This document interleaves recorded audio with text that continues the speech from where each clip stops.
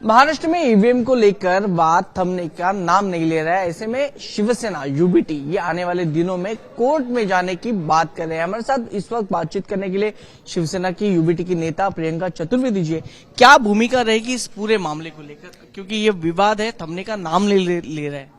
देखिए, जिस तरीके से इन्वेस्टिगेशन के साथ साथ हमें पता चल रहा है कि मोबाइल का इस्तेमाल किया गया, मोबाइल सेंटर के बाहर निकाला गया, एफआईआर दर्ज हुई है, जो पोलिंग मशीन को हैंडल करते हैं वो खुद का कॉन्वर्सेशन चल रहा था उनके एक कजन के साथ, रविंद्र वायकर के रिलेटिव के साथ। तो ये सारी सवालिया निशान के घेरे में आता है कि एक भी सीट हो देश की, अगर वो किसी तरीके से शक के घेरे में आती है तो उसका क्लैरिफिकेशन इलेक्शन कमीशन को देना चाहिए। इलेक्शन कमीशन क्यों सीसीटीवी डिनाई कर रहा है फुटेज?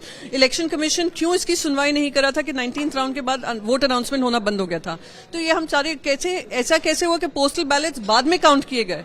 देश में कहीं नहीं हुआ, सिर्फ नॉर्थ वेस्ट कॉन्स्टिट्यूंसी में हुआ। तो ये सारे सवाल हैं जो हम जनता के बीच में लेकर जाएंगे, और जनता भी हैरान है कि 48 वोट जीता हुआ कैंडिडेट जो 2200 वोट से ज्यादा मार्जिन से जीत रहा था, उनको सीधा 48 वोट देकर अनाउंस कर दिया जाता है कि हार गए हैं। तो सवाल यही है क्या? ये तो लोकसभा हो गया, लोकसभा में जिस प्रकार से आपका ईवीएम का मुद्दा आया है, आने वाले दिनों में विधानसभा चुनाव है, तो विधानसभा चुनाव के लिए कोई अलग स्ट्रैटेजी आप रखने वाले हैं?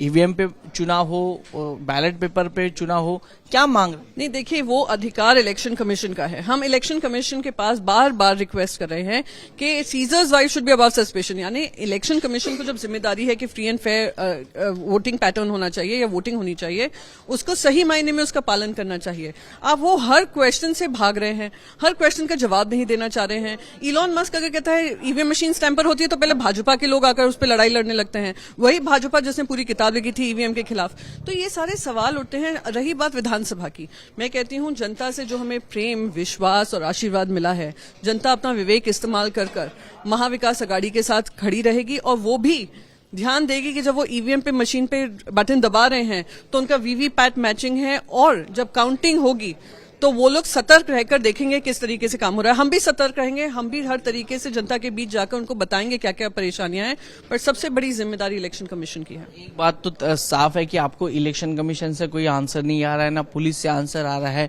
शिवसेना जो पार्टी है वो रास्ते पे उतरकर आंदोलन करने में पहचानी जाती है। क्या आने वाले दिनों में अगर आपको कोई भी जवाब नहीं आता है तो क्या आप रास्ते पे उतरेंगे?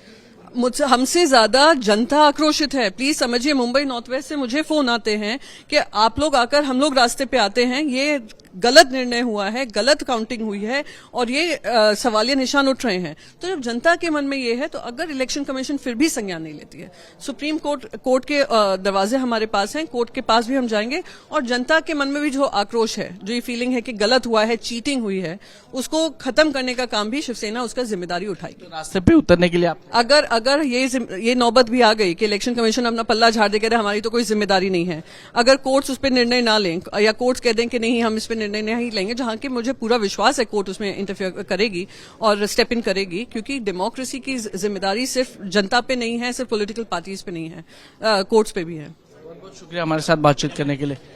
कैमरा पर्सन अनिल के साथ वैभव परब, एबीपी न्यूज, मुंबई।